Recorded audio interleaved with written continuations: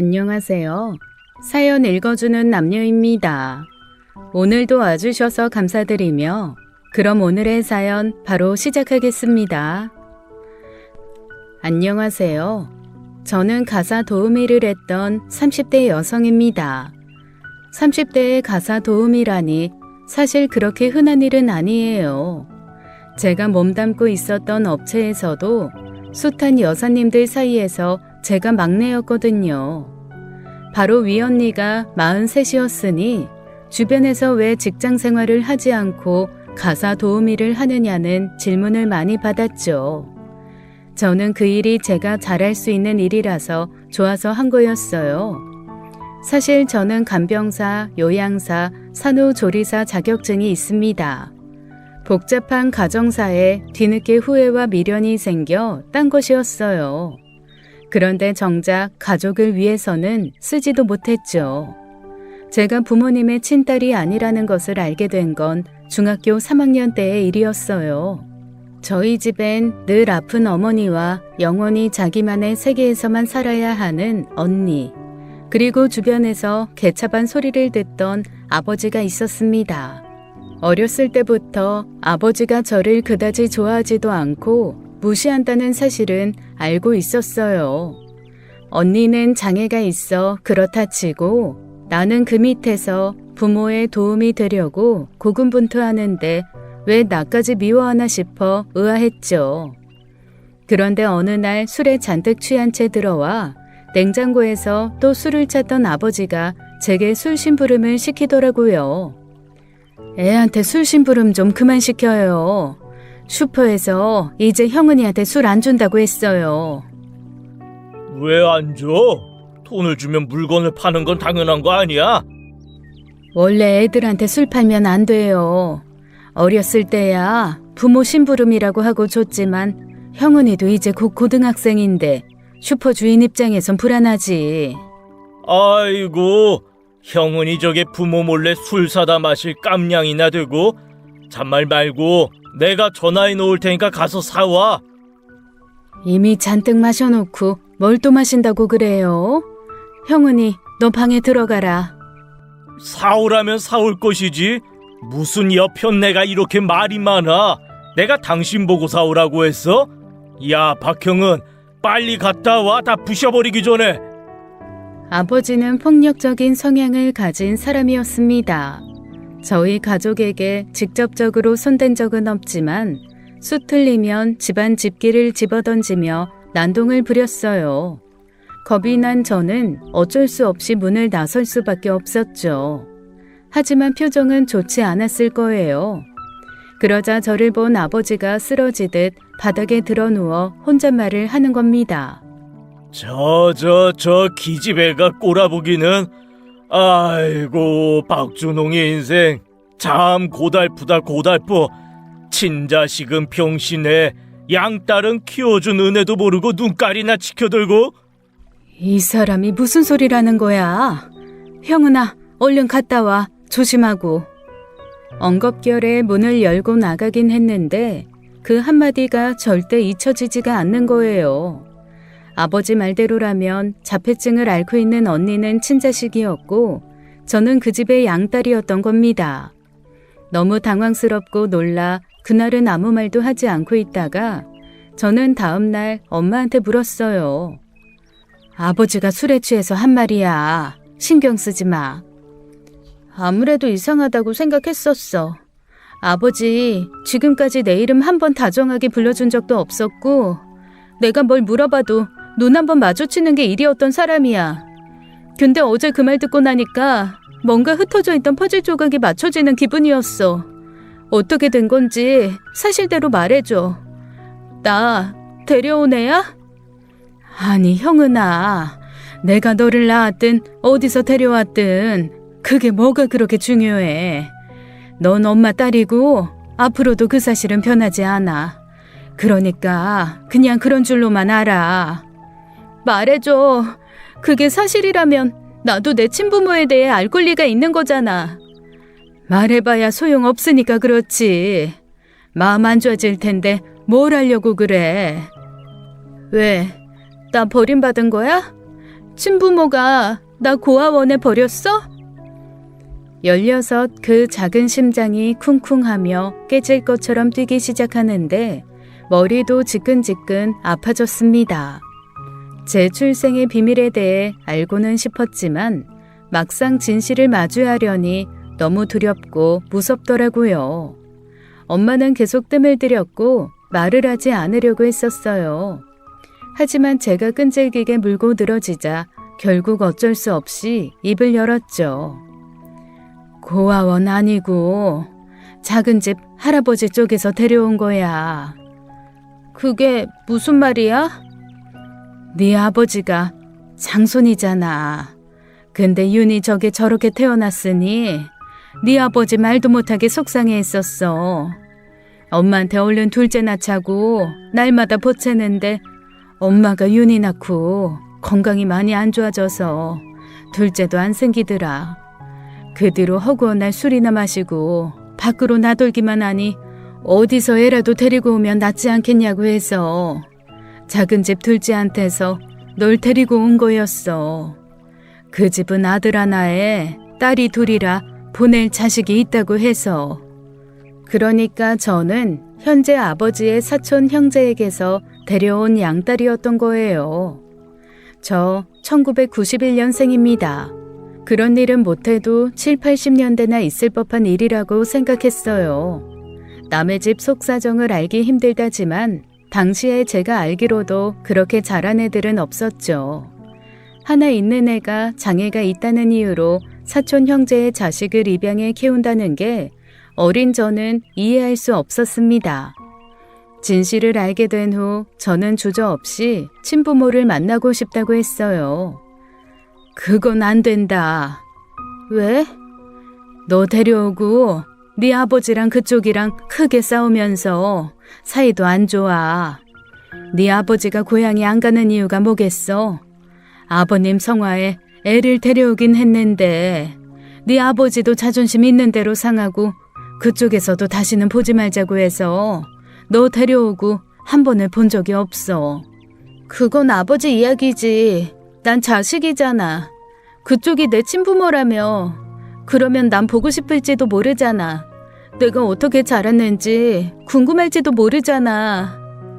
네 친아버지도 그럴 위인은 아니야. 이 집안 남자들이 제정신이면 지 자식을 사촌형한테 그렇게 순순히 넘겼겠어? 그래서 친부모 한 번 만날 기회도 안 준다고?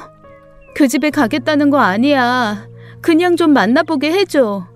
어른들 사정 다 이해하고 내가 받아들일 테니까 그냥 한 번만 만나볼게. 어? 저는 엄마를 붙들고 울었어요. 그때 엄마가 망설인 이유를 저는 나중에서야 알았습니다. 기어이 고집부려 3시간이나 떨어진 시골집을 찾았을 때 저를 본 친아버지의 표정에 저는 괜히 왔다 싶었거든요. 처음 당황했던 표정은 이내 제가 못 올 때라도 온 것처럼 불쾌하게 바뀌었죠. 형수가 여긴 웬일이오? 살아도 죽은 듯이 얼굴 보지 말고 살자더니. 형은이가 여길 좀 와보고 싶다고 해서. 형은이냐? 많이 컸네. 학교 갈 시간에 학교도 안 가고 여긴 뭐하러 왔어? 인수, 태은이 전부 학교 가고 없는데. 아, 나 본 적도 없겠다. 박인수, 박태은. 그 이름은 제 친오빠와 친언니 이름이었습니다. 그런데 마치 남대하듯 그 이야기를 하던 친아버지는 무심히 마당에 흔들던 무로스를 마저 흔들더라고요. 동서는 어디 갔어? 우리가 올해 소식이 안 닿긴 했나 보네. 애들 엄마 집 나간 지 오래요. 형수가 찾는 그 동서는 없고 새 동서는 마을회관에 떡 가지러 간다고 갔어요. 뭐 인사할 거예요? 친아버지의 태도에 엄마는 불편한 기색을 비쳤습니다. 그건 엄마도 생각지 못한 일이었다고 했어요. 친아버지는 문제가 있었던 게 맞지만 친어머니는 저를 보내지 않으려고 애쓰셨다고 했거든요. 갓난쟁이 보내놓고 16년 만에 나타나면 적어도 친어머니의 환영은 받을 줄 안 것이었죠. 엄마는 안 되겠다는 듯 나가자고 저를 재촉했지만 저는 꼼짝도 하지 않았습니다. 묻고 싶은 게 있었거든요. 무심히 바라보던 친아버지를 보면서 용기 있게 물었습니다. 저 생각하셨어요? 뭐? 저요. 저 보고 싶다고 종종 생각하셨어요? 제가 재차 분명하게 묻자 친아버지는 저를 빤히 바라보다가 그러더군요. 있는 자식들도 버거워 죽겠는데 남의 집 자식 생각은 무슨? 아마 제가 출생의 비밀을 알게 됐다는 걸 친아버지도 알았을 겁니다. 알면서도 그런 대답을 한 거예요. 그 순간 저는 친아버지란 사람에게 완전히 미련을 털어버릴 수 있었어요. 물론 그 가슴에서 밀물처럼 밀려나오는 눈물은 어찌할 수 없었지만요. 우는 얼굴을 보여주고 싶지 않아 저는 엄마보다 더 먼저 그 마당을 빠져나왔죠. 어쩌면 제가 살았을 그 집을 등지고 나오면서 얼마나 울었는지 모릅니다. 괜한 미련 두지 마라. 말했잖아. 그 집 남자들 치고 정신 제대로 박힌 사람들이 없었어. 엄마가 비록 너를 낳아주지 못했지만 엄마는 형은이 네가 우리 집에 온 그 순간부터 한 번도 내 딸이 아니라고 생각한 적이 없었다. 엄마가 너한테 많이 부족하지만 엄마가 좀 더 노력해볼게. 그날 집으로 돌아오는 버스 안에서 엄마는 제 손을 한 번도 놓지 않으셨어요. 저도 압니다.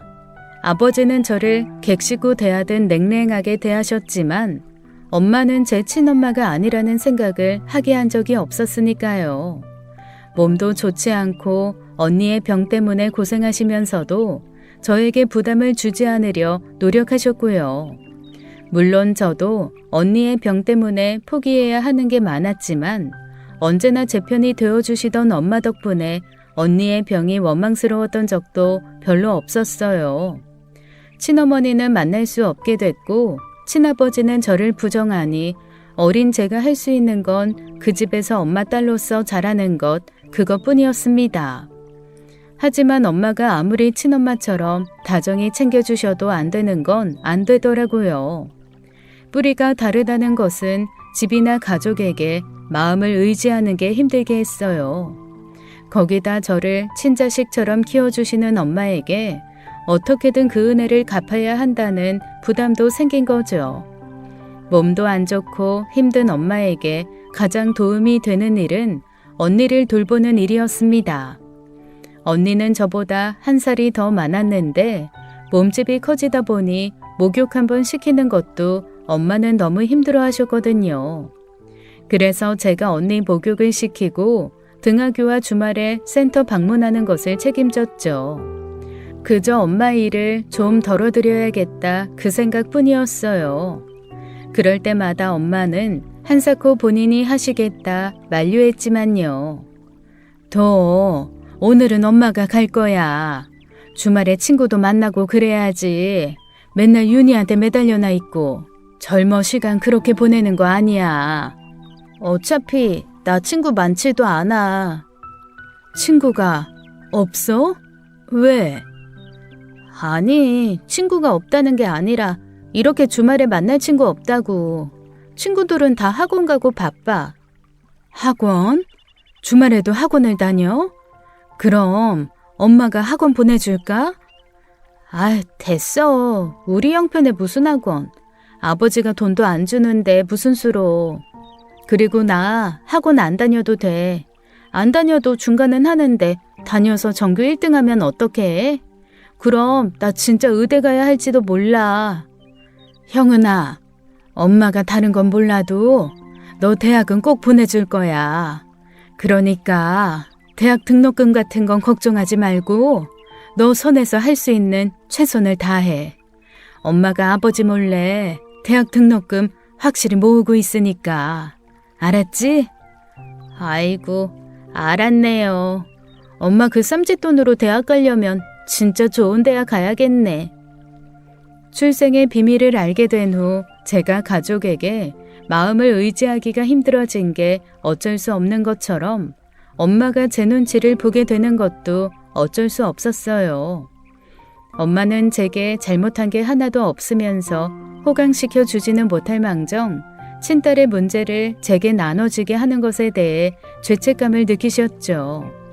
근데 생각해보면 제가 그 집에서 살았다고 해서 그때보다 행복할 것 같진 않더라고요. 완전히 깡시골 마을에서 자식한테 무관심한 그 친아버지 밑에서 자랐다고 해도 지금의 아버지 밑에서 자라는 것과 크게 다르지 않을 것 같았거든요. 친엄마는 어떤 사람인지 모르지만 결국 다른 자식 둘을 두고 가버렸다고 했으니 지금 엄마보다 더 좋은 사람일 거란 생각도 들지 않았고요. 처음에는 감당하기 힘든 출생의 비밀과 냉랭한 친아버지의 정체에 힘들었지만 시간이 갈수록 괜찮아졌습니다. 제 현실을 인정하고 나니 편해지더라고요. 그렇게 고등학생이 됐고 3년 내내 큰 문제 없이 지냈어요. 물론 아버지와 크고 작은 갈등이 있긴 했지만 친아버지가 아니라는 걸 알게 된 후에는 바라는 것도 없어졌죠. 한 집에서 살았지만 거의 남처럼 보냈고 제게 가족은 엄마와 언니뿐이라는 생각으로 살았습니다.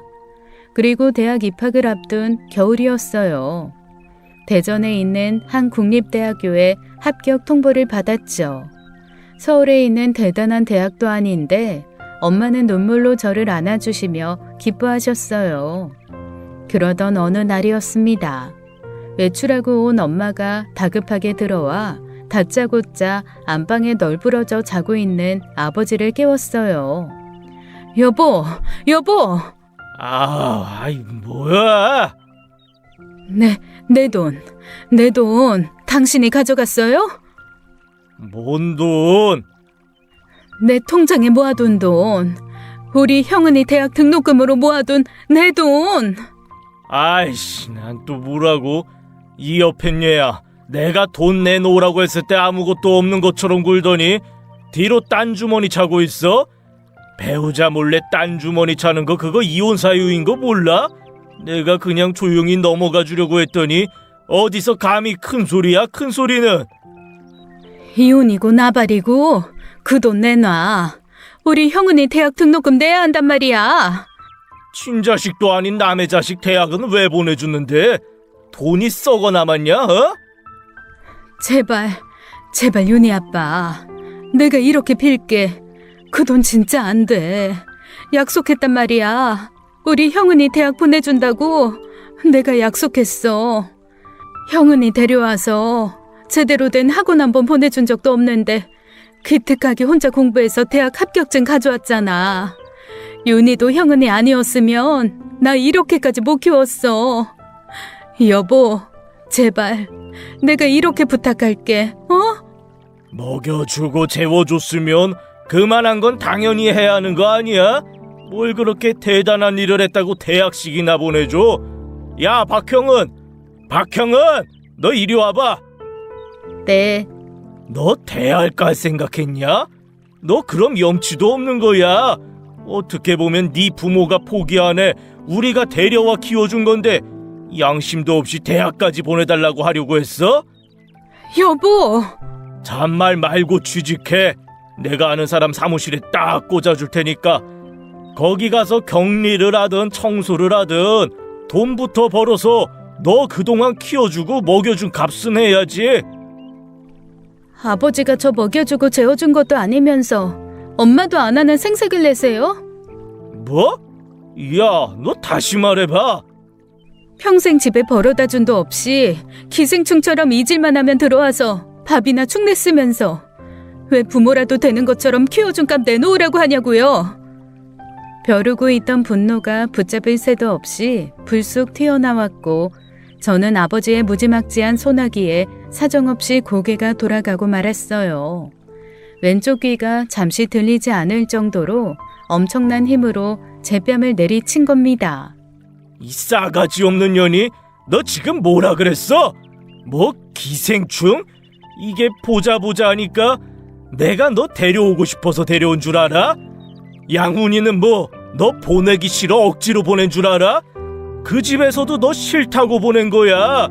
자식 둘이면 될 거 셋이 생겨버렸다고. 우리 아버지가 달라고 했을 때 기다렸다는 듯이 보낸 거라고. 말이 입양이지 씨발. 그거 보육원에 버린 거랑 뭐 다를 게 있을 줄 알아? 너는 버려진 거야 이년아. 그런 너를 내가 거둬준 거고 이게 감히 은혜도 모르고. 미쳤어, 미쳤어. 당신이 뭔데 그래? 당신이 뭔데? 형은이 버려진 적 없어. 내가 데려온 거야. 내가 데리고 와서 키운 거라고. 평생 애비 노릇 한 번 한 적 없으면서 애한테 뭘 받아먹으려고 그래? 그게 도둑놈 심보지 뭐야. 당신이 한 게 뭐가 있다고. 내가 우리 엄마 돌아가시면서 받은 유산으로 먹이고 입혔어. 당신 돈 한 푼 없이 키운 거라고. 그러는 이 집은 뭐 네가 해왔냐? 이 집 우리 아버지가 해준 거 아니야? 아버님이 시작한 입양이면 채워주는 거야 당연하지. 지금 이깟집에서 좀 채워준 것 가지고 생색이야? 형은이가 뭘 잘못했는데. 형은이 우리 집에 와서 살면서 당신 덕 보고 산 게 하나도 없는데 당신이 뭔데 형은이한테 그러냐고. 당장 돈 가져와. 당장 내 돈 가져와. 엄마는 울부짖으며 아버지의 옷자락을 잡고 통곡했습니다. 하지만 아버지는 꿈쩍도 하지 않았어요. 귀찮다는 듯 엄마를 밀치고 신경질을 부리며 나가버렸죠. 집에 남은 건 널브러진 엄마의 가슴 아픈 통곡뿐이었어요. 내가 무슨 죄를 지어서, 내가 대체 전생에 무슨 죄를 지어서.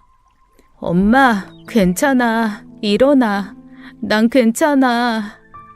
형은아, 미안해. 엄마가 너무 미안해.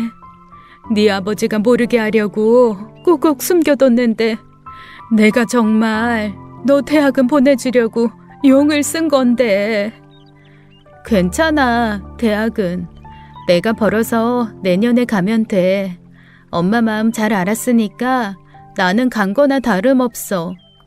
어떻게 그래, 어떻게. 대학을 가야 간 거지. 그게 어떻게 간 거야. 가만 있어보자. 엄마가 돈이라도 빌려볼게. 기다려봐. 엄마가 꼭 보내줄 거야.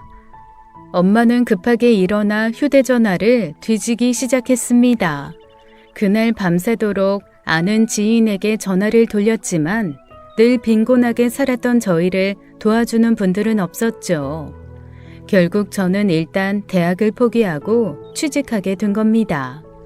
담임 선생님께서 소개해 주신 회계 사무실에서 근무하게 되었어요. 담임 선생님께서는 일하면서 공부하는 게 힘들겠지만 그래도 대학은 나와야 하지 않겠냐며 재수를 권했죠. 저도 처음에는 재수를 목표로 일한 거였어요. 대학 등록금을 모으면서 재수해서 대학에 갈 생각이었거든요. 그런데 제 불행은 마치 저를 조롱하기라도 하듯 길고 긴 검은 카페트를 깔아놓고 절 기다리고 있었습니다. 반년쯤 일했을 때 엄마가 응급실에 실려갔다는 연락이 온 거예요. 공장에서 기계에 팔이 끼어 중태에 빠졌다는 소식에 저는 하마터면 그 자리에서 기절할 뻔했습니다. 애초에 엄마가 공장에서 일하고 있는 줄도 몰랐거든요. 비상금을 전부 아버지에게 털린 엄마는 생계 유지를 위해서라도 일을 해야 했어요. 하지만 언니가 있으니 쉽지 않았죠. 그래서 제가 번 돈 중 대학 등록금으로 매달 빠지는 돈 말고는 전부 엄마를 드리기로 했었던 거예요. 그런데 엄마가 제게 말도 없이 하루에 4시간씩 공장 일을 하고 있었던 겁니다. 엄마, 저희 엄마는요? 엄마! 상황이 많이 좋지 않습니다. 출혈이 너무 심했어요. 그게 무슨 말씀이세요? 살려주세요. 저희 엄마 좀 살려주세요. 마음의 준비를 하셔야 할 것 같습니다. 병원에서는 수술이 힘들다고 했습니다. 출혈이 너무 많았고 원체 몸이 안 좋은 분이라서 수술을 해도 버티지 못할 거라고 했어요. 하늘 아래 유일하게 제가 가족이라고 생각했던 사람 중 하나였습니다. 엄마가 안 계시면 영원히 어린아이로 사는 언니밖에 안 남는 것이었어요. 엄마 없이 언니와 단둘이 살아갈 자신도 없었습니다. 누구에게도 마음을 의지하지 못하고 살고 있다고 생각했는데 저는 그제야 엄마가 제게 얼마나 큰 의지가 됐는지 깨달았죠. 당장 병원비나 수술비도 없었으면서 저는 무조건 살려달라고 어떻게든 살려달라고 빌었어요. 병원에서도 최선을 다했지만 엄마는 제게 작별 인사도 채 하지 못하고 돌아가시고 말았습니다. 언젠가 엄마는 본인이 전생에 무슨 죄를 지어 그렇게 살아야 하느냐며 목 놓아 우셨어요. 제 심정도 딱 그랬죠. 전생에 나라를 팔아먹었어도 이렇게 살게 하진 않겠다 싶은 거예요. 부모한테 버림받은 것도 모자라 유일한 가족이라고 생각했던 사람마저 내게 앗아갔으니까요. 장례식장에서 엄마를 찾으며 난동을 부리는 언니를 말리면서 저는 제 미래를 직감했죠.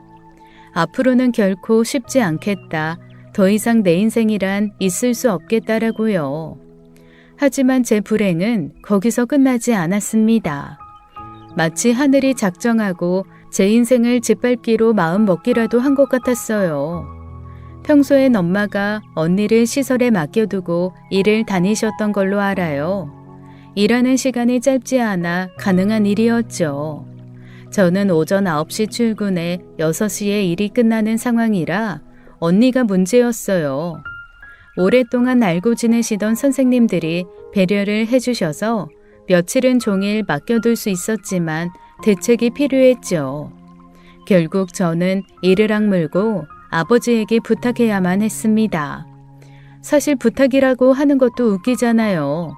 자기 딸이고 어떻게 보면 저랑은 먼 친척벌인 언니인데 아버지는 엄마가 돌아가신 후에도 언니를 나몰라라 했죠.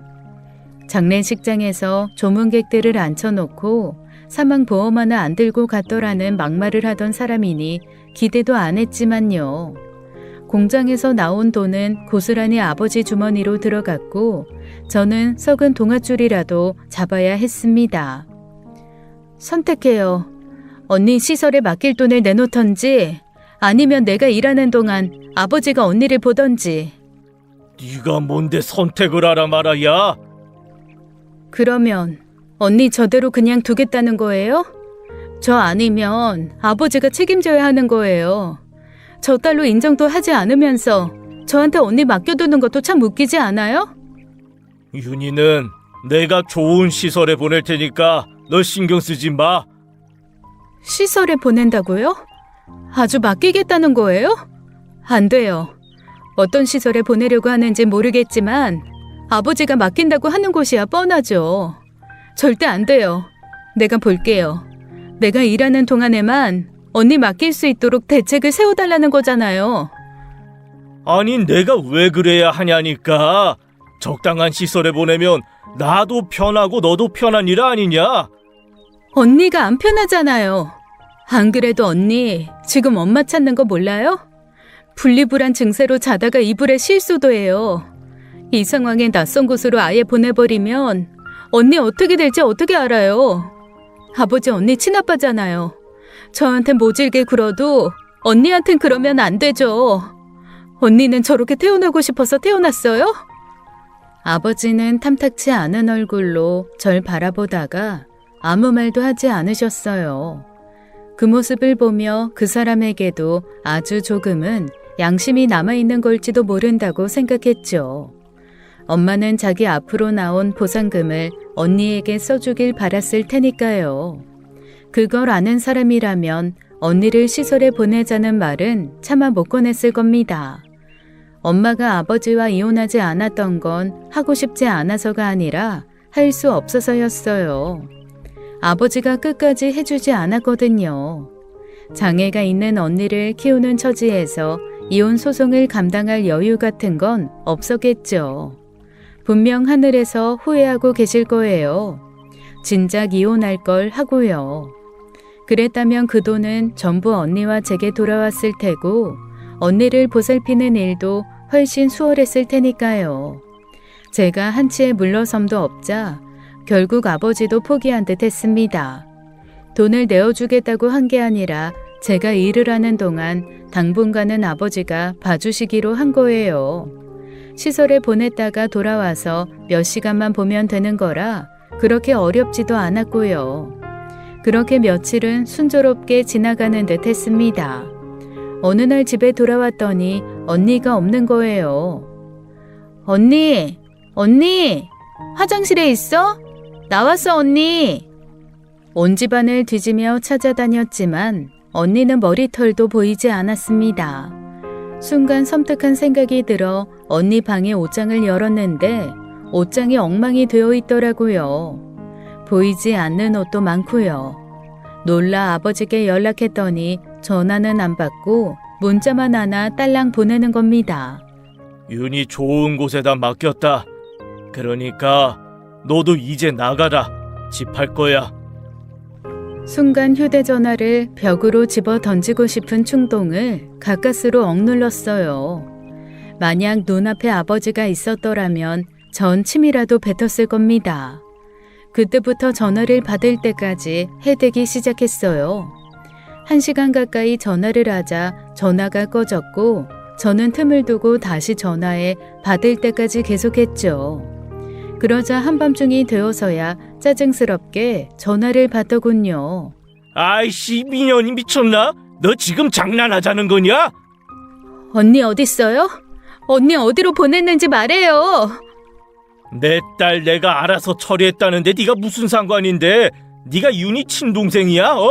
코 깎고 봐주고 생색은 오질나게 낼 거면서. 야, 이참에 말 나온 김에 이야기하자. 너 임마 내가 파양할 거야. 더 이상 내 딸이라고 안 칠 거라고. 그러니까 연락하지 마. 너랑 나 그럴 사이 아니잖아. 파양하든 말든 제가 알 바 아니고요. 지랄하지 말고 빨리 언니 어디 있는지나 말해요. 당장. 뭐? 지랄? 이게 진짜 끝까지? 야, 주제 넘게 내 딸 문제에 참견하지 말고 방이나 빼. 그 집 내놨거든?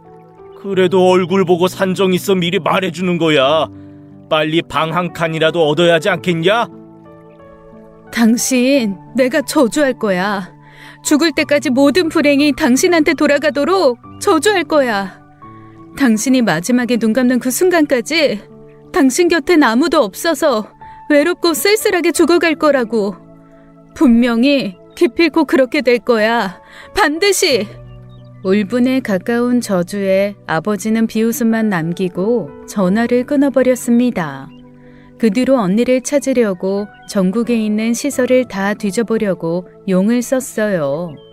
그런데 언니를 보낸 지 3일도 되지 않아 갑자기 아버지한테 다시 메시지가 온 거예요. 언니가 있는 시설 주소도 함께 보냈죠. 윤희한테 문제가 있나 본데 너가 가서 처리해라. 저는 아버지에게 욕 한마디 할 겨를도 없이 급하게 시설로 갔습니다. 그 시설은 산속 깊은 곳으로 굽이굽이 차를 몰고 가야지만 있는 곳이었어요. 그런데 시설에서는 저를 병원으로 가라고 하는 거예요. 병원이요? 언니 다쳤어요? 소식 못 들으셨구나. 박윤희 씨 지난 새벽에 사망했어요. 네? 그게 무슨 말이에요? 저희가 분명히 잠이 든 걸 확인하고 자리를 비웠는데 그 사이 시설을 나간 모양이에요. 실종된 거 알고 바로 경찰과 소방서에 신고해서 저 아래 계곡으로 떨어져 있는 걸 발견했습니다. 면목이 없습니다. 얼마나 기가 막히고 황당했는지 목소리가 나오지도 않았습니다. 도저히 믿을 수가 없어 따라간 병원 영안실에는 차갑게 식은 언니가 가만히 누워 있었어요. 지금까지 언니를 본 것 중 가장 고요하고 편안해 보이는 모습으로요. 가슴이 찢어지는 것만 같았습니다. 어둠을 무서워하던 언니가 낯선 시설에서 나와 밤길을 헤매는 모습이 선연했기 때문이에요. 밤새도록 엄마와 저를 부르며 산길을 헤매다 발을 헛디디고 만 것이겠죠. 언니야, 나왔어. 눈 좀 떠봐.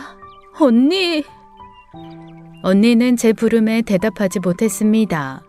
제가 부르면 짜증스럽게 한 번만 부르라던 모습은 끝끝내 보여주지도 않았죠. 떨어지면서 후두부에 강한 충격을 받아 그 자리에서 사망한 것으로 보인다고 하더군요. 그날 언니를 붙들고 목이 쉬어라 울었습니다. 엄마에게 죄송해서 언니가 너무 가여워서 아버지가 증오스러워서요. 언니의 장례는 제대로 치르지도 못했어요. 올 사람도 없었고 당장 장례 치를 돈도 없었거든요. 시설 측에서 도의적으로 보상금을 주긴 했지만 그게 다 무슨 소용이겠어요. 언니는 엄마 옆으로 보냈죠. 아버지는 장례식에 오지도 않았고 제게 문자를 보냈을 때도 이미 언니의 사망 사실을 알고 있더라고요. 그 후 7년쯤 지난 어느 날 모르는 번호로 문자가 왔었습니다. 아버지가 아파서 병원에 입원했는데 보호자 번호라면서 제 번호를 넘겼다고 하더라고요. 간이식 대기를 하는 중인데 입원비를 비롯한 병원비를 해결하고 수술을 위한 보호자가 필요하다면서요. 기가 막혀 말도 안 나왔습니다.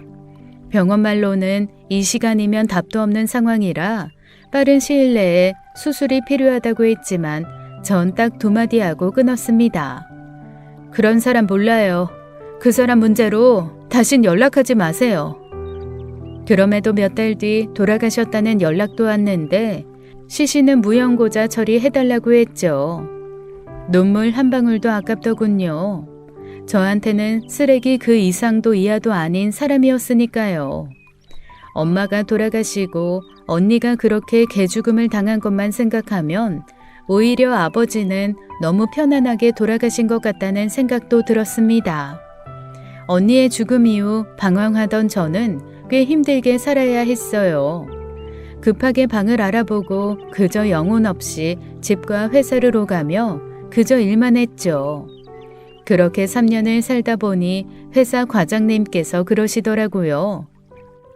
형은아, 그러지 말고 일 좀 쉬어라. 그러다 너 죽겠어. 3년 새 너 얼굴이 말도 못하게 변한 거 몰라 그래? 저 괜찮은데요? 괜찮긴 뭐가 괜찮아. 일 그만두고 여행을 가든지 뭘 하든지 좀 쉬어. 너 그 정도 쉴 만큼은 벌었잖아.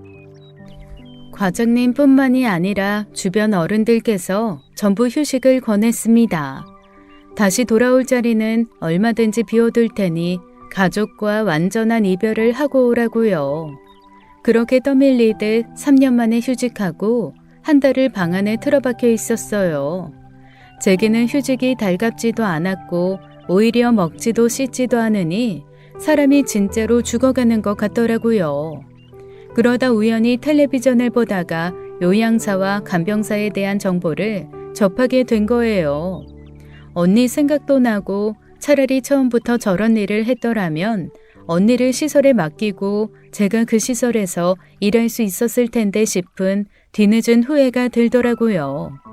물론 그때는 대학 생활을 염두하고 회사에 취직한 것이었지만요. 사람이 먼 미래를 예측할 수 있다면 인생의 실패가 어딨겠나요? 저는 그 미련에 자격증을 딴 겁니다. 어쩌다 보니 산후조리사 자격증까지 다 누군가를 돌보기 위한 자격증이었죠. 그러다 업체를 소개받아 일을 하게 됐고 그 일은 생각보다 제 적성에 맞았어요. 그리고 몇 년 동안 꾸준히 일을 하던 어느 날이었습니다. 대표가 뜻밖의 제안을 하더라고요. 가사 도우미요? 저희는 그런 거 안 하잖아요. 아, 그게 내 지인의 지인인데 좀 복잡한 사정이 있어서 그래. 말이 가사 도우미지 사실상 간병이나 다름없더라. 5살 된 애가 있는데 애가 몇 달 전에 자폐 진단을 받은 모양이더라고. 그것 때문에 애 엄마가 우울증이 심하게 와서 그냥 그 집안이 다 환자라는 거야. 애 엄마가 아무것도 못하고 있으니 뭐 적당히 밥 한 끼나 하면서 애 좀 돌봐줬으면 한다더라고. 자폐예요? 저는 그 말에 흔들렸습니다. 언니와 같은 병을 가진 아이가 있는 집이었어요. 남의 집 살림을 할 마음은 없었지만 자폐가 있는 아이의 집이라면 제겐 얘기가 달라지는 것이었죠. 자폐증이 있는 여자아이라는 말에 다들 꺼리는 상황에 막내였던 저에게 그 일이 배당된 것이었습니다. 대표는 제가 생각보다 흔쾌히 그 일을 받아들이자 잘만 하면 수당도 많이 받을 수 있을 거라고 저를 더 부추기더라고요. 절 움직이게 한 건 수당이 아니라 그 아이라는 걸 아무도 몰랐죠. 그리고 그 집에서 일을 하게 된 건데 그 일이 제 인생을 180도 뒤바꿔버린 겁니다. 그 집은 증권회사 다니는 남자와 집에서 아이를 돌보는 여자, 그리고 자폐 진단을 받은 5살 여아가 있었어요. 제가 처음 방문했을 때 작은 사모님은 생각보다 어린 도우미가 오자 못 믿어했죠. 어머, 나보다 어리잖아. 자격증은 있어요? 그이가 믿을 만한 업체에서 사람이 올 거라고 했는데 나 믿어도 돼요? 이 집에 자폐아가 있다고 들었어요. 실은 저희 언니도 자폐아였거든요. 저보다 나이도 경력도 많은 여사님들이 계시지만 제가 이 집에 도움이 될 것 같아서 제가 하겠다고 한 거예요. 그 말에 작은 사모님의 표정이 누그러지더군요. 일단 들어오라고 하더니 저희 언니에 대해 이것저것 물었습니다. 적당히 듣기 좋은 말도 해주면서도 현실적인 이야기로 저희 언니에 대해 이야기했죠. 물론 굳이 모든 걸 솔직하고 자세히 말할 필요는 없으니 언니의 마지막에 대해서는 적당히 사고라고 둘러댔고요. 제 이야기가 끝날 무렵 작은 사모의 눈시울이 붉어져 있었습니다. 그 마음 제가 어떻게 모르겠어요. 저도 저지만 평생을 그저 자폐를 가진 아이를 품고 살았던 저희 엄마를 곁에서 지켜봐 왔는데요. 제가 조금이라도 도움이 될 수 있도록 도와드릴게요. 그러니 사모님께서도 본인 건강 회복에만 힘써주세요. 엄마가 건강해야 아이도 건강해질 수 있거든요. 작은 사모님은 저를 좋게 봐주었고 어린 나이지만 믿어보겠다고 했습니다. 처음 그 집 분위기는 정말 살벌했어요. 아이는 일반 유치원에 보내지 못하고 특수 아동시설로 보냈는데 집에 오는 순간 전쟁이 시작됐습니다. 저는 거의 점심쯤 출근해서 간단한 집안일을 돕고 아이가 하원하면 아이를 전담했어요. 저도 그렇게 어린아이를 본 게 거의 처음이라 서툴렀죠. 하지만 자폐아동의 특징을 잘 알고 있었던 덕분에 어렵지 않게 아이의 마음을 열 수 있었어요. 그 모습을 보고 체념하듯 바라보고 있던 작은 사모님의 표정이 놀라움으로 바뀌더군요. 어떻게 그렇게 쉬워요? 나는 아무리 해도 안 되던데. 어떻게 보면 경력자잖아요. 저희 언니도 그랬어요. 평생 자라지 않는 3살 정도의 아이라고 생각하면 모든 게 이해가 돼요. 근데 또래 애들 자라는 거 보면서 똑같이 자라고 있다고 생각하면 버티기 힘들어지는 거고요. 나 진짜 살았네요. 형은 씨 덕분에 나 진짜 숨통이 트일 것 같아요. 아이가 저에게 마음을 여는 것을 본 뒤로 사모의 상태도 많이 좋아지기 시작했습니다. 밥도 먹고 집에서 웃는 모습도 많아졌죠. 그 모습을 보고 남편분도 정말 좋아하셨어요. 막다른 절벽에서 구름이 거친 후 만난 달이 같다고 하면서 몇 번이나 감사 인사를 하더라고요. 저 하나 때문에 한 가족의 표정이 바뀌는 것을 보고 저도 얼마나 보람을 느꼈는지 모릅니다.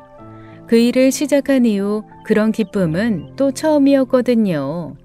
그런데 생각지도 못한 뜻밖의 부작용도 생기더라고요. 작은 사모님이 저에게 아이를 맡기고 외출하는 일이 잦아진 거예요. 제가 일이 있는 날에는 시어머니 호출까지 하면서요. 사모님, 주아 제가 볼게요. 이제 가보셔도 돼요. 미안해요. 오늘 일이 있다고 했는데 나도 오후에는 집에 돌아가 봐야 해서. 아니에요. 급한 일 끝내놓고 온 거라 괜찮아요. 얘 때문에 한동안 힘들었던 애라 나가지 말라고 할 수도 없고 걱정이 이만저만이 아니에요. 저러다 보면 다시 마음 잡을 것 같으니까 조금만 힘써줘요. 큰 사모님은 만날 때마다 물색 없이 사람을 부리기만 하는 며느리를 부끄러워하고 제게 미안해했습니다. 큰 사모님 말대로 작은 사모님은 오랫동안 마음의 병을 앓고 있었기에 그 치유 과정이 필요했었어요. 그러니 온 가족도 저도 밖에 놀러 다니고 싶은 그 마음이야 당연히 이해했죠. 그런데 좀처럼 집에 들어앉을 생각은 전혀 없어 보이더라고요.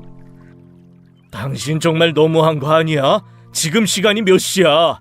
당신 때문에 형은 씨 집에도 못 가고 있었잖아. 사람이 밖에 있다 보면 그럴 수도 있는 거지. 별것도 아닌 거 가지고 왜 이렇게 예민하게 굴어? 형은 씨한테 수당 더 주면 되잖아. 내가 따블로 줄게. 뭐? 지금 그 문제가 아니잖아. 전 괜찮으니까 그만하세요. 거봐, 괜찮다잖아. 자기가 본 것도 아니면서 왜 저래? 형은 씨, 내가 따로 계좌로 오늘 추가 수당 보내줄게요. 이만 가봐요. 뿐만 아니라 작은 사모는 원래 점심 출근이었던 저를 오전부터 불러 집안일을 더 많이 시키고는 종일 외출했어요. 그러다 보니 정상 궤도를 되찾아가는 것 같았던 집이 점점 다시 엉망이 되는 것 같더라고요. 사모님, 주아 잠들었어요. 제가 빨래만 얼른 돌려놓고 저녁 차려드릴게요. 미안해요, 매번. 아니에요. 할 수만 있으면 제가 큰 사모님 대신해서 자고 갔을 텐데 아무래도 그건 좀 아닌 것 같아서 망설여지네요. 그렇게까지 안 해도 돼요. 아무리 기분 전환이 필요하다지만 이 와중에 여행이라니. 요즘 주아 앱이 야근도 잦은데 적당히 해야지. 그래도 표정이 많이 밝아지셔서 보기 좋던데요. 주아 엄마 말로는 자폐증이 있던 형제가 있었다던데. 네, 저희 언니가요. 1살 위에 언니가 같은 병을 앓고 있어서 제가 주아한테 도움이 되네요. 큰 사모님은 말수가 그렇게 많지는 않으셨습니다. 하지만 자주 만나면서 보게 되니 짧은 시간에도 이런저런 이야기를 나누게 되더라고요. 그래서 큰 사모님께도 저희 언니 이야기, 저희 엄마 이야기도 하게 되었죠. 그렇게 비극적인 이야기처럼 하진 않았지만 큰 사모님께서는 제 사정을 딱하게 여겨주셨어요. 어려서부터 고생이 참 많았겠어요. 그때는 딱 죽겠다 싶더니 살겠다고 마음먹으니까 또 어떻게 사라지네요. 벌써 10년도 더 된 일이고요. 이젠 괜찮아요. 그나마 큰 사모님이 있는 날이면 괜찮았습니다. 잠깐 오후에 친구 만나러 가겠다고 해놓고 약속된 시간에 돌아오지 않는 날도 많았어요. 남편분은 집에서도 일을 해야 하는 경우가 많았는데 작은 사모님이 약속을 지키지 않아서 난처한 날이 많았죠. 나 일해야 한다고. 당신 내 일 알면서 왜 그러는 건데? 누가 나가지 말래? 내가 여행도 보내줘. 쇼핑하라고 카드도 줘. 당신 기분 풀라고 안 해준 게 뭐가 있어? 그럼 적어도 최소한 기본은 지켜야 할 거 아니야. 주아는 어쩌고 일을 해? 뭐? 형은 씨? 아우 진짜. 야 유경민, 너 진짜 이럴 거야? 너 당장 들어와. 너 지금 안 들어오면 끝이야. 늘 점잖게 목소리를 높이는 일이 없던 남편분 목소리가 커지는 일도 다반사였어요. 그날도 늦어진다는 작은 사모님의 연락에 불같이 화를 내며 통화하는 소리를 들으니 그냥 돌아가지지 않더라고요. 소음이 예민한 아이의 귀를 틀어막고 꽉 안아주고 있다가 함께 나왔죠. 사모님 늦으신데요? 그러면 제가 그때까지 주아 보고 있을게요. 저녁부터 드셔야죠. 국만 데우면 되니까 잠시만 기다리세요. 이거 너무 죄송합니다. 한두 번도 아니고 우울증만 나오면 만사 오케이라고 생각했는데 애 엄마가 저렇게 기다렸다는 듯이 밖으로 놀러만 다닐 줄은 몰랐어요. 조금만 더 기다려보시면 괜찮아지실 거예요. 그러지 말고 형은 씨도 같이 먹어요. 저녁 시간인데 나 혼자만 먹긴 좀 그렇죠. 아니에요. 저는 집에 가서 먹어도 돼요. 어차피 주아도 밥 먹어야 하고 저도 얼른 먹고 일해야 하니까 주아 밥 먹이면서 같이 먹어요. 그렇게 저는 얼떨결에 남편분과 한 식탁에 앉아 저녁을 먹게 되었습니다. 사실 저는 거의 먹지도 않고 아이 먹이느라 바빴지만요. 한창 밥을 먹이고 있는데 작은 사모가 생각보다 일찍 돌아왔더라고요. 복도를 지나 부엌에 나타난 사모가 갑자기 우뚝 멈춰서더니 슥 둘러보는 거예요. 뭐야, 다들 밥 먹고 있었네? 당장 들어오라고 성하더니 생각보다 너무 평화롭잖아? 이 평화가 누구 덕분인데 당신 때문에 형은 씨 못 가고 주아 밥 먹이고 있는 거 안 보여? 왜? 보기 좋은데. 꼭 가족 같네. 둘이 부부 같고. 야, 유경민! 그렇게 다투는 것을 보고 나와야 할 때는 마음이 편치 않았어요. 분명 아이에게도 악영향을 미칠 게 뻔했으니까요. 그런데 그건 문제도 아니었어요. 다음 날부터 작은 사모에 이상한 질문이 시작됐거든요. 내가 우리 남편을 소개로 만났거든요. 근데 알고 보니까 인기가 대단했던 거예요. 대학 때부터 여자친구가 끊이질 않았더라고. 근데 보면 그럴만하지 않아요? 일단 인물이랑 키가 되잖아요. 아, 네. 그렇게 생각하지 않아요? 네? 아, 뭐 그럴 것 같아요. 요즘은 우리가 갈등이 좀 있어서 틱틱대고 말이 좀 세게 나가서 그렇지 원래는 말도 되게 자상하게 하는 사람이거든요. 내가 그 다정한 말투에 반했고 평소에는 자상하고 다정해 보이시더라고요.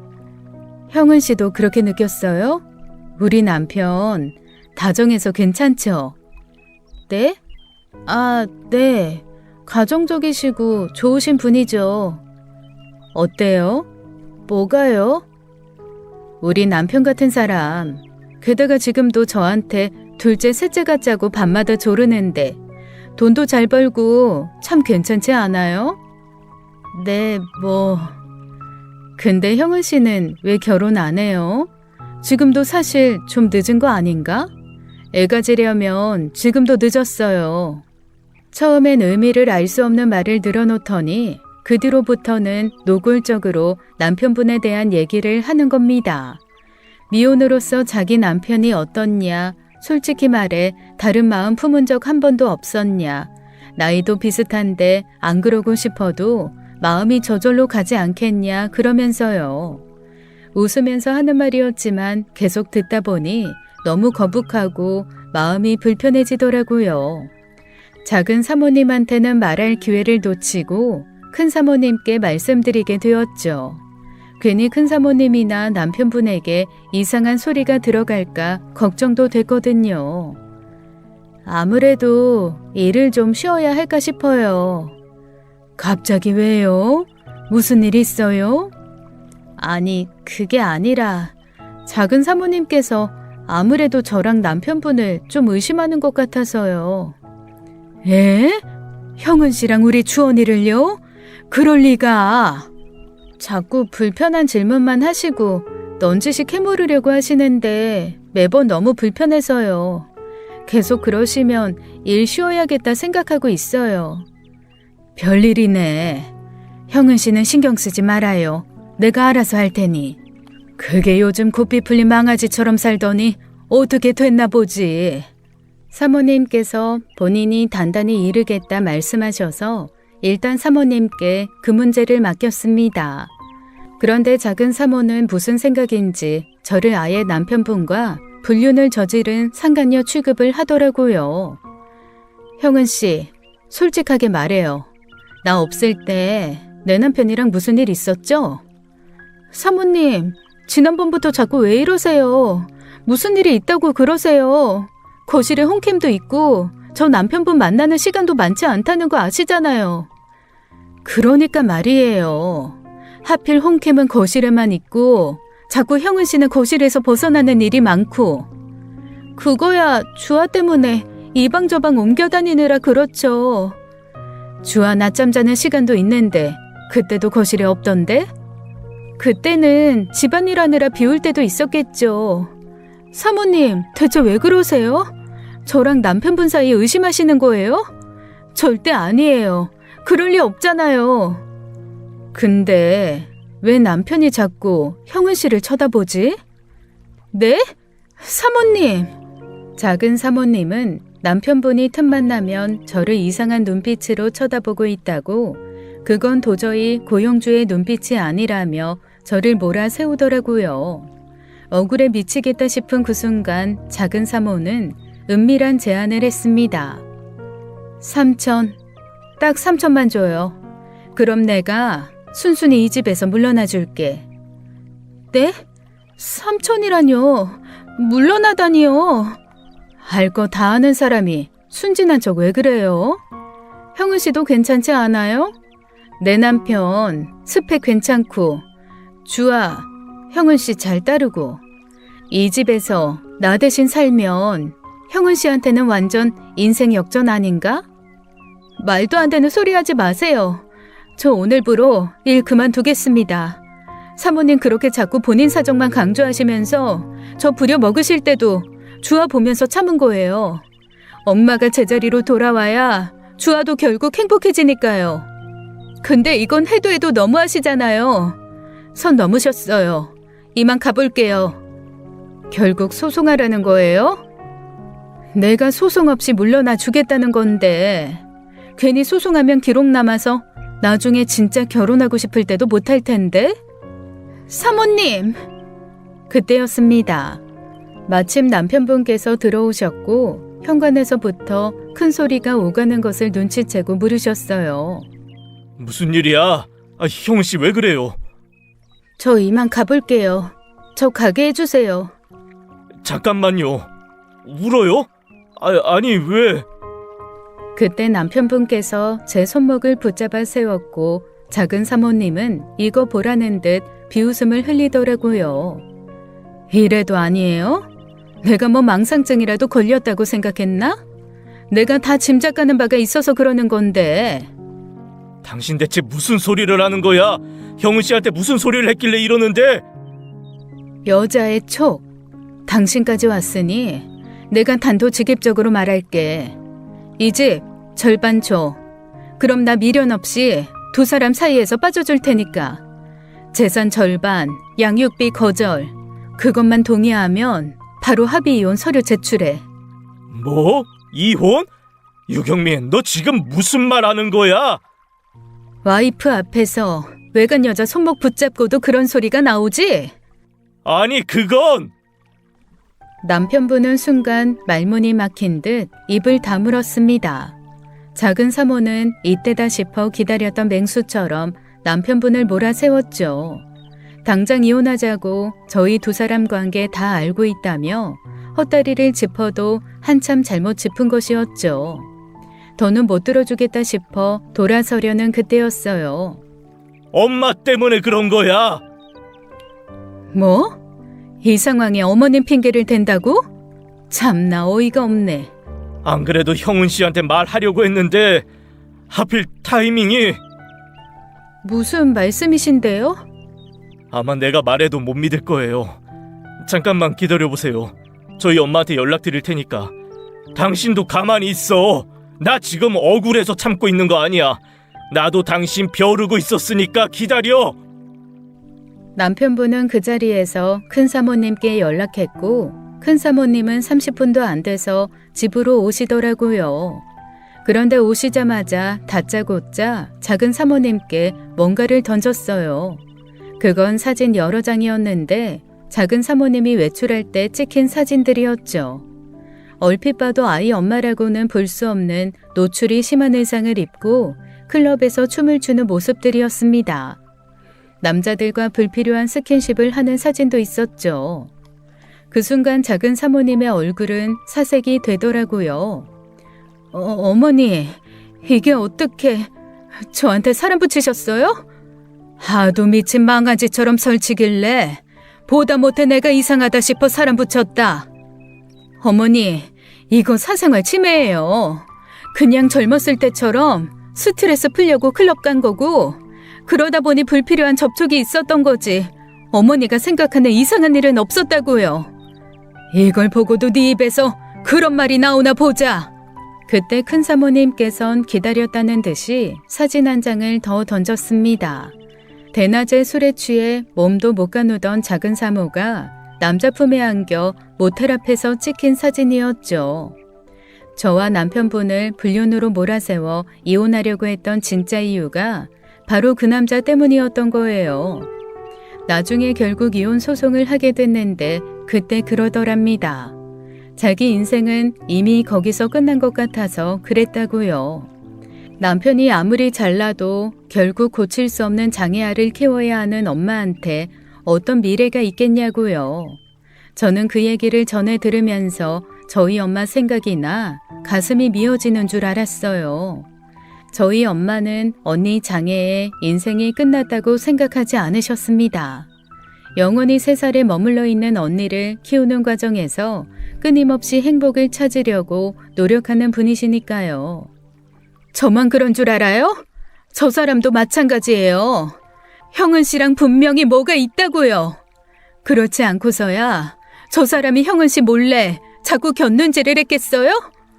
그건 나 때문이었다. 괜히 내가 애비 마음까지 흔들어 놔버린 거지. 그러면서 큰 사모님은 이번엔 제게 뭔가 내밀어 보여주시더라고요. 뭔가 싶어 받아보니 그건 유전자 검사 결과지였습니다. 이게 뭐예요? 형은아, 미안하다. 엄마야. 네? 엄마라니. 저는 그 순간 너무 놀라 숨 쉬는 것도 잊어버렸습니다. 큰 사모님께서 절 낳아주신 그 친어머니였던 거예요. 저는 도저히 믿을 수가 없어 유전자 검사지를 내려다보았고 친자가 일치한다는 문구를 확인했죠. 알고 보니 친어머니는 그 집에서 나온 후 작은 사모의 남편분의 아버지와 재혼을 한 것이었습니다. 집을 나온 이유도 다 저 때문이었어요. 나는 형은이 너 절대 못 보낸다고 했어. 세상에 어떤 엄마가 내 뱃속에서 나온 애를 한 달을 채 품지도 못하고 그렇게 보내겠어. 거기다 좋은 사람이면 몰라. 그 양반 개차반처럼 산다고 소문난 사람인데 그런 집에 내 새끼를 어떻게 보내. 근데 네 아버지가 강제로 보낸 거야. 나 잠깐 자리 비웠을 때 너 납치하듯 데리고 가버린 거라고. 그래서 인수 태은이 데리고 몰래 도망치려고 했는데 네 아버지한테 걸려서 죽지 않을 만큼 맞았다. 내 새끼 다 놓고 나올 수밖에 없었어. 친어머니는 회한에 찬 눈물을 흘리셨고 저는 실감이 나지 않아 아무 말도 못했어요. 남편분은 그 사실을 먼저 듣고 복잡한 심정으로 저를 바라보고 있었던 건데 그걸 작은 사모가 보고 오해한 것이었고요. 믿지 못하기는 작은 사모도 마찬가지라 시어머니가 저희 불륜을 막아주려 헛소리를 하는 거라고 우겼죠. 그래서 소송까지 하게 된 것이었고요. 저도 믿기지 않는 건 마찬가지라서 다시 유전자 검사를 했고 저도 똑같은 결과에 그제야 인정하게 되었습니다. 네가 자폐아 언니가 있었다는 사실, 그리고 네 이름 듣고 그때부터 확신했었어. 근데 아닐 수도 있는 거잖아. 괜히 너한테 헛된 기대만 줄까봐 걱정이 돼서 검사 결과 나오면 말하려고 했었어. 우리 막둥이 그렇게 고생하고 살 걸 뻔히 알아. 내가 가슴이 아파서 밤마다 울었지. 그 집에서 사람 대접도 못 받고 살까봐.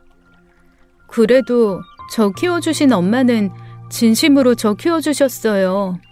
솔직히 낳아주신 엄마보다 더 감사하고 애틋하고 그리워할 정도로요. 당연하지. 그렇게 생각되는 게 당연한 거야. 잘 자라줘서 고맙다. 이렇게 마음씨 곱고 착하게 자라줘서 엄마는 그것만으로도 너무 고마워. 저는 엄마와 언니가 저를 친엄마와 만날 수 있게 해준 거라고 생각합니다. 제가 그 자격증들을 딴 것도 다 엄마와 언니를 생각하다가 그런 거니까요. 돌고 돌아 너무 멀리 왔지만 결국 만나게 된 사람은 만난다는 걸 실감했어요. 지금은 전처럼 오빠 집에서 조카를 돌보는 일을 하고 있습니다. 엄마는 하루빨리 시집을 가라고 성하지만 저는 결혼 욕심은 없어요. 엄마를 찾았으니 가족은 그만하면 됐고 언니 대신 제가 돌볼 수 있는 조카가 생겼으니 자식도 만족합니다. 오빠가 새 출발한다고 하면 대신 키워주겠다고 할 용의도 있고요. 오빠는 절대 저한테 아이를 맡기고 새장가 갈 사람은 아니니 남매가 쌍으로 비혼으로 살지도 몰라요. 그래도 너무 행복한 요즘입니다. 앞으로 행복한 일만 있을 것 같아요. 그러려고 제 20대가 그렇게 아팠나 싶거든요. 지금까지 사연 읽어주는 남녀였습니다.